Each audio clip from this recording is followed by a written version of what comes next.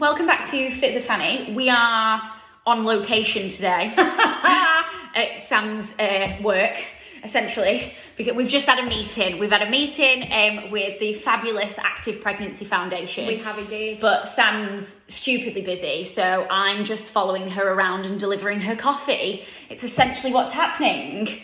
Yeah, I'm just your minion. She is today. I am your minion today. And I'm here for it. I am here for don't it. get used to it. Don't get used to it. Come on now. Once is enough. This is me done for the year. But essentially, guys, we thought we'd talk to you today about... Well, first of all, before you announce what it is we're going to talk about, there might be another announcement that we probably need to do because we haven't done that on the podcast. Oh, yeah? So some people may know if you follow myself or Jem on Instagram or Facebook, but I'm pregnant. So Jem is having a little bambino. I'm having a little baby. And it's trying to kill me. So we're obviously very excited. We're very excited. But it's been a bit of a journey on it so far, and we're only in T2. So and early stages of trimester 2.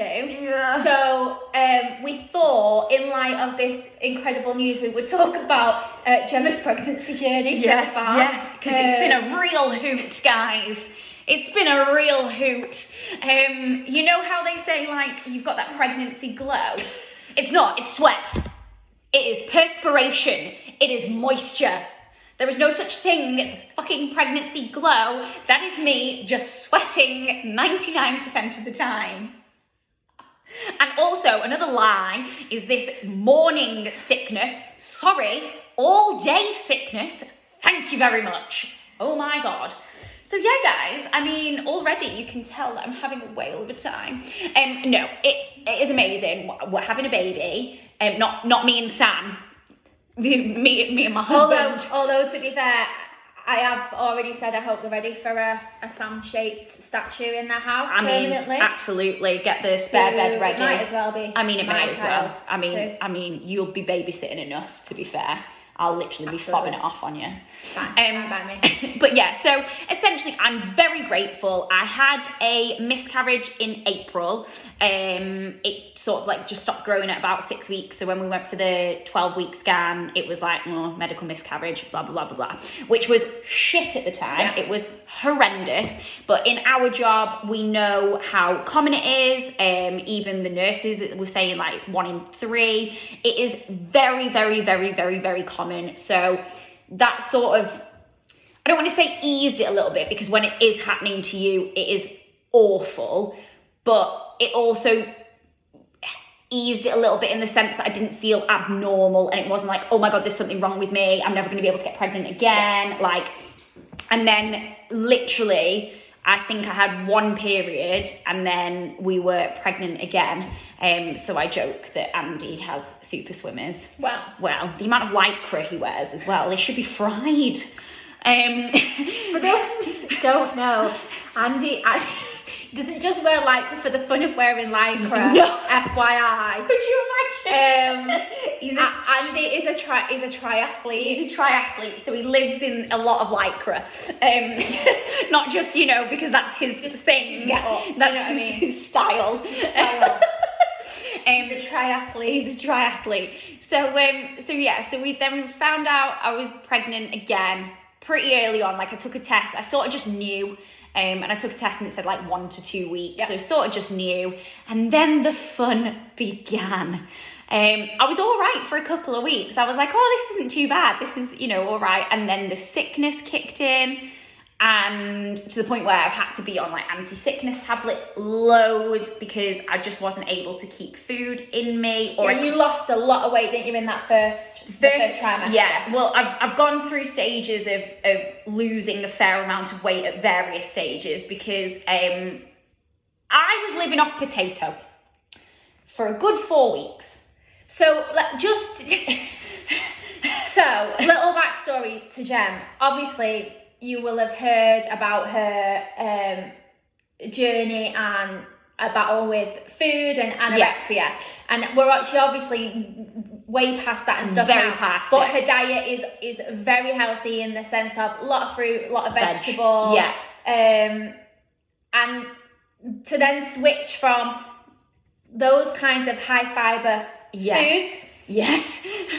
and those kinds of carbs which you get from your veg and your fruit, to then switch into very starchy based carbs. Yes. Like potatoes, has a whole other effect on the body. Yeah, it really does. So I ended up in hospital with severe abdominal pain at sort of like the 10-week mark, to the point where I was screaming, I was on morphine, all because I needed to go to the toilet, essentially. She just needed a poo. Literally what happened, they weren't sure whether it was gallstones, whether it was kidney stones, because I was in that much pain. Now, bearing in mind, guys, because I mean, it's probably TMI, but who cares? We're all friends here. Because of my diet being so, especially Monday through to Friday, I eat a lot for fuel. I eat pretty much the same thing every day, more because it's just easier to prep than anything. Yeah. So it's got lots of veg in it, lots of, like your whole meal carbs. So very high fiber, very, very high fiber. So I am quite a regular person. In that department, and it was to the point where I'd not been regular for a good couple of days, and I ended up in A&E as a result.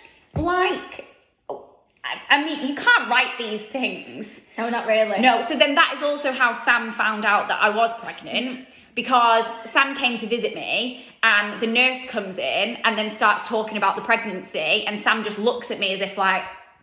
So just a little pre-bit to that story is how Gemma had gone above and beyond to tell an elaborate lie of why she was on the gynae ward. Yeah. Rather than on a normal ward for I thought that was a pretty good. That was layered. It was, well, gallstones. So I'd gone to visit, I had a gap in the afternoon, gone to visit to see how she was, because she said she was on like morphine, and you were on like 3 different painkillers. Oh, it was on morphine, like codeine, paracetamol, IV drips, everything. And she'd sent me a couple of photos and she looked poorly, like really poorly.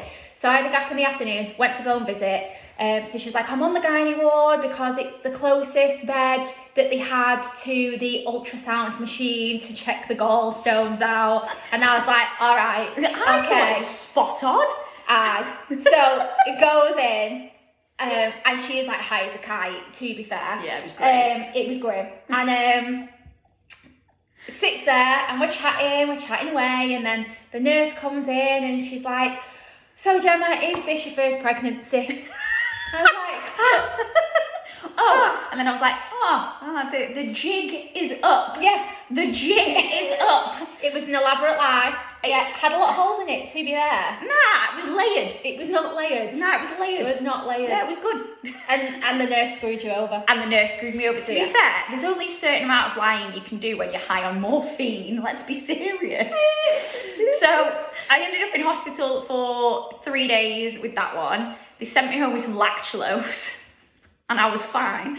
And then I got literally the day I hit T2, the sickness instantly felt better. The day I hit T2, Yeah. instantly felt better. And my sickness was very much 11 a.m.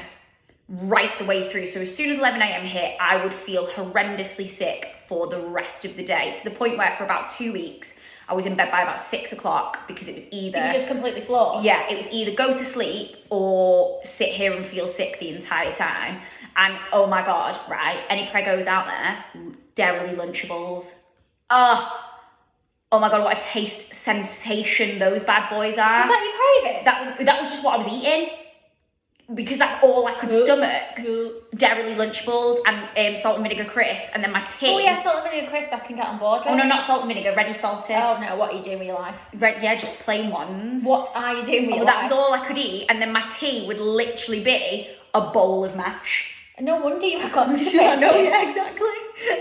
So, and the tiredness in T1. Also, can I just put, I can't believe I'm having a conversation about this to her. I know, yeah. It's going to get worse as well. Yeah. Because a few weeks later, I was in hospital for the complete opposite problem. So, actually this week, we were in Palma at the weekend, and we think that they potentially disguised tap water as bottled water on the last night, which in Spain is not the biggest problem, but when you're pregnant, your immune system's already low, baby is taking everything from you. Yeah. Everybody else that was away with felt a little bit queasy, but nothing major. Me, on the other hand, throwing up all night Saturday, throwing up all day Sunday, throwing up before I got on the plane on Sunday, and then couldn't even keep water in me without being sick. And then from the Monday onwards, couldn't keep anything in me the other way. Oh, I'm dying inside. So Literally complete dying opposite inside. problem. And yeah, a bit extreme. So I went to the doctor again, and I was like, this is happening, blah, blah, blah, blah, I'm pregnant, you know. And she was like, well, so they did all of my blood pressure and everything. Now, my blood pressure and my heart rate are normally very low. Like, most doctors are like, Me too. you really? Yeah, I know I'm ill if my heart rate is of a normal level for the average Yeah, person. yeah. Because it's elevated. Well, so mine was elevated for the average person Wow. as well. Yeah. So they were like, oh, a little bit tachycardic here, with high heart rate, high blood pressure. And then she was like, when did you last have a drink? And I was like, haha, you're funny. You're funny. I've not eaten in 3 days, and I've probably managed like maybe 500 mils in the last 24 hours that's come straight back Which out is of me. obviously an issue because now you're really dehydrated. Well, so yeah, I was really dehydrated. She was like, yeah, you look a little dry. I was like, I feel it. I'm not gonna lie. because you've fed us over here. I'm feeling it. So she's like, yeah, we're gonna send you to A&E for an IV drip. 11 hours I was sat in A&E. That was one of the things they were like, oh, we need to see you eat before you leave. I was like, sorry, I've not eaten in 3 days. What are you expecting from me? Ooh. Yeah, so I had a dry tuna sandwich. Bleh. Which A&E, right, let's have an NHS rant here. The NHS, the people who work for the NHS are phenomenal. Yeah. They are such lovely people. Oh my God, they will do everything they possibly can for you. They are brilliant. And you wouldn't know every time. So obviously I'm well versed in this now. in You this know, now. In there every week. You wouldn't feel when they're talking to you like they are rushed off their feet. Like they treat you, this is who I'm dealing with right now, that, you know, and they give you the best care possible.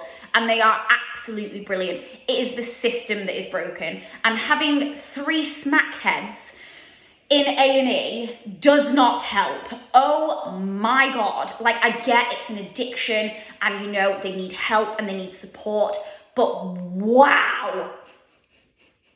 Oh, I was in a corridor asleep. So I was put in a ward corridor next to Moaning Myrtle. I do love how they're now calling corridors wards. Literally, This I had is to a new sign the corridor. Wow. And there was a specific nurse for the corridor. There was a specific doctor for the corridor.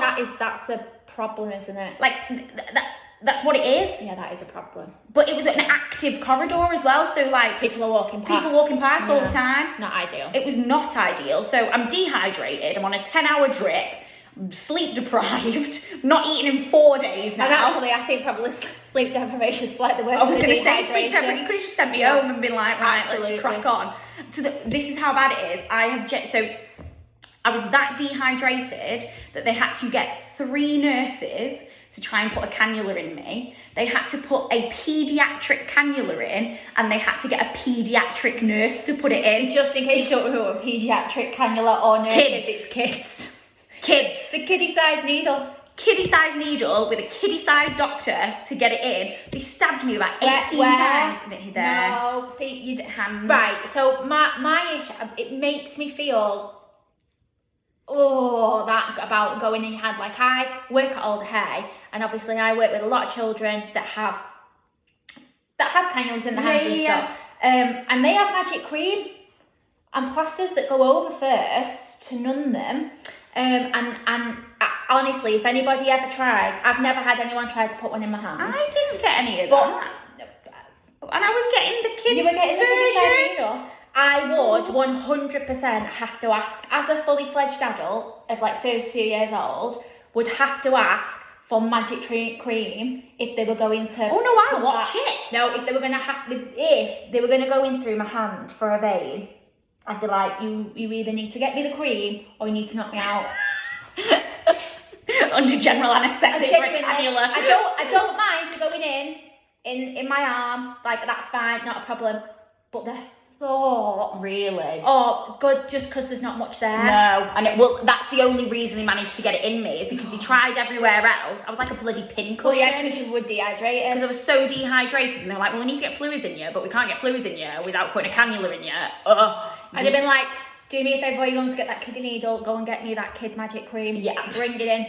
I'd want a Frozen plaster or a Disney one, but I didn't get one because I am a child. Okay, maybe a step too far. I mean, we can ask for most things, but I mean, I don't know about that. I don't even think they give them out older, right? Oh.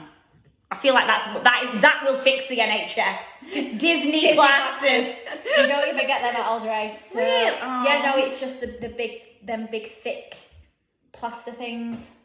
Oh, that's really upsetting. I might go and Because they take put the some. cream on, then they put the plaster over the top, Right. let it okay. numb, and then come Yeah. back about half an hour later.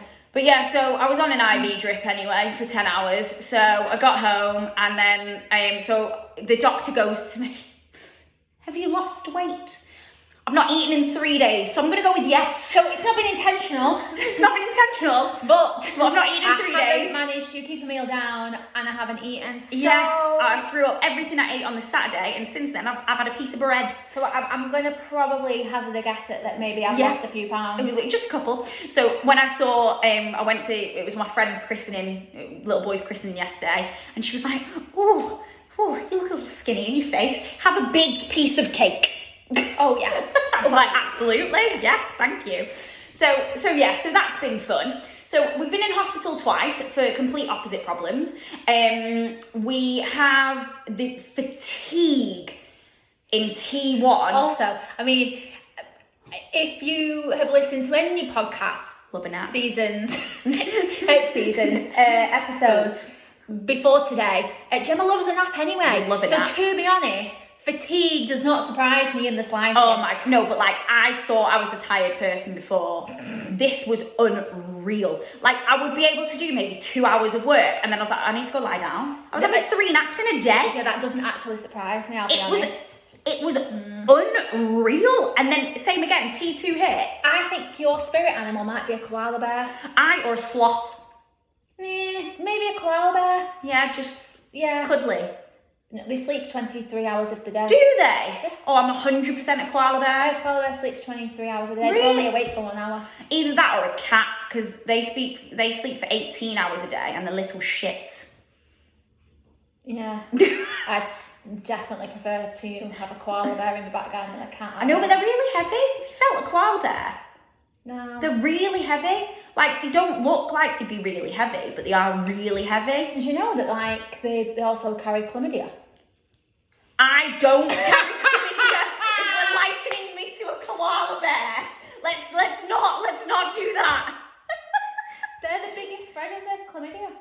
What, randy teenagers? Yeah. Is that all they're doing for that For one that hour? 1 hour. That 1 hour? Must be. It literally must be. They eat a bit of it's not bamboo, is that pandas, Eucalyptus. isn't it? Eucalyptus. There you go. They eat a bit of eucalyptus. And then get it on. Get it on. Spread chlamydia everywhere and then go back to sleep. But they are only awake for an hour of the day. Yeah, And I don't know if it's like 1 full hour or whether like it's little like little snippets. snippets throughout, but they basically sleep for 23 out of the 24 hours of a day. T1, minus the chlamydia, was 100% a koala bear because I wasn't eating very much. I can't wait for the caption of this episode. I know. Gemma doesn't have chlamydia. Thanks. Really. Andy's going to be like, what the hell do you talk about? Trevor ended up in hospital because she needed a big poo and doesn't have chlamydia. I mean, what a tagline that is. Yeah, for my clients listening, I'm so sorry. So yeah, the fatigue was unreal. I cannot describe it. it baffled me how exhausted I was. Like I couldn't keep my eyes open. But if you weren't eating, true. Or you were only eating tiny bits, like you were only eating potatoes, okay, you've got your source of carbs there. That's why it's really important to have your nutrition addressed through pregnancy. Absolutely. You are growing a human. Your body is going through multiple processes that you need to fuel your body in the correct way. Yeah, 100%. That's why your calories increase as you go through your pregnancy. And so once we had the first hospital stay, I started to mash broccoli into my mash. Nice. You know, just to get a bit of extra in. But yeah, so we've had the tiredness, we've had the hospital stays for 2 things, we've had the sore boobs, standard, lower back pain has already started, which I find really bizarre. That doesn't surprise me. We naturally have anterior pelvic tilt. I know, but I thought that obviously because I train, that my posture was really good, but already, like I don't have a big bump yet, I've got a little one, but do you know what, and actually it's not lower back pain. The way I can describe it is, you know when you sit on your bum for too long, the top part of your bum, it goes numb, that's what it feels like. And I was like, what is this? So to the point where I was having to I have to sit forwards on stuff or physically arch my back so that it takes pressure off, but then obviously I don't want to physically arch my back because you create an anterior pelvic tilt. So, and that was one of the hardest things I found, obviously because throughout T1 and up until now, I've been incredibly tired, not eating enough, and incredibly sick. I've not been able to train as much as I would normally like to, more for my mental health than anything else. So that's been driving me a little bit insane. I've started getting jittery leg at 9:30 every night, bang on. My only left leg, not right, only left leg, just starts going mental. Start to the point where I'll be getting out of bed and doing calf stretches. Oh. Yeah. So restless leg syndrome. Yeah, literally, but only the left leg and only at 9:30 at night. It's interesting, isn't it? Yeah, I know. Hands went numb the other day. Yeah. Pins and needles. Pins and needles. Like, what? Surely there's a better way of doing this by now. I don't think there is like stick it in a pod. A manual for what your body does. I know, but yeah, can we not just put it in a pod and you do you and I'll go over it and see in 9 months. We're not there yet. Surely technology's come far enough that we can do that. Like you do with a plant. Yeah, Precisely. Like a plant. I'd forget to water it, that's the problem though. I would. Yeah, probably, to be fair. I know. So up until now, it's been a challenge. Yeah. Well, hopefully it's going to get better now. I'm hoping. I definitely feel I'm not as sick. And now that I've got my anti-sickness tablets. You do seem to have more energy now. Yeah, 100%. I've definitely got more energy. I'm learning to rest when I need to, like especially at weekends. I'm trying not to fill my weekends with too much stuff just so I can rest and recover a little bit. And when I have got a gap in the afternoon, so obviously I love a nap, but before I would maybe only nap 2-3 times a week, whereas now I'm probably napping 7 times a week, let's be serious. Just to give that little bit of a recharge, reset. But I am hoping, they do say, don't they, tough pregnancy, easy labour or easy child. I mean, my child's going to be. So we went for a scan the other day and the kid had its hands in front of its face.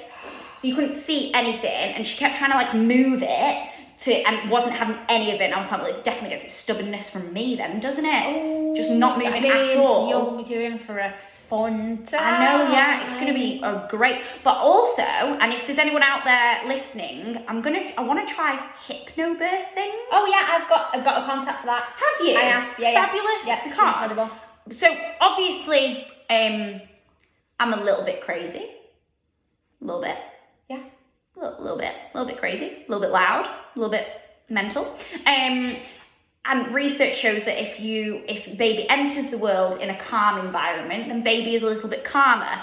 Now, I think my child is going to need as much help as it can get in that department. So I really want to try hypnobirthing. Also, I really want to be able to like turn around at the end of it and be like, yeah, I didn't make a sound. You know, like after labour, because that would surprise a lot of people. If I just went, oh yeah, I didn't really calm. Also, if you do it in the nest at Warrington, you can play your own music. So I will be giving birth to Disney theme tunes. Oh, of course. I know, obviously. Absolutely. But that, so if there's any hypnobirthists out there, give me a shout. I've got one. Fabulous. Egg hypnobirthing. Oh, fabulous. Yeah. Oh, egg hypnobirthing. Yeah. Oh, I've been speaking to her. That's who you want to go with. There we go. Ellie's brilliant. I just really want to try it because I really want to be able to turn around to people and be like, no, it was really calm. Didn't make a sound. Had a great time. Yeah, no, Elle's really good. I Okay. highly recommend Elle. For sure. But yeah, guys, pregnancy is a joy. But it's been a challenge, to say the least. Do not get me wrong, I am so excited, and I completely understand that, you know, there's loads of people out there who have very different experiences of pregnancy, very different experiences of fertility, very different experiences of journeys and things like that. I'm just sharing my journey, so that if you are going through pregnancy and you're like, oh, I've got that symptom, or, you know, you can potentially recognize some of them. No pregnancy is the same. No. Like, as we're learning, very much, no pregnancy is the same. You've got to just listen to your body and do what you need to do. There are certain things, you know, maybe don't live off potato for definitely address your nutrition. I mean, that big one, really, to be fair. Yeah, maybe don't live off potato. Yeah, no. Maybe don't do that. I haven't had any cravings, though. Oh, Yeah, really? not at all. No. The only thing I had was like at midnight the other night, I was like, really want a curry. Oh, at what a random time. I know, yeah. And then I just fell asleep, and then I woke up the next day and I didn't want a curry anymore. Oh, interesting. So I've not really had any actual cravings. I'm still very much a savoury. I don't really do much sweet stuff at the moment, which is unlike me. Normally I'm quite a sweet tooth person. But at the moment I'm having savoury. So yeah, that is my experience, guys. If you see me and I'm glowing, not glowing, it's sweat. Leave me alone. I'm sweating my tits off, literally. Well, not, they're getting even bigger. This is ridiculous. But yeah, we'll keep you updated on the pregnancy journey. Also, we're going to take a little poll. I'm going to find out what we're having. So little guess. Do you think boy or do you think girl? Let's take a little poll and see what people think. Yeah? And we'll let you know next time. All right, see you later. See you later. Bye. Bye.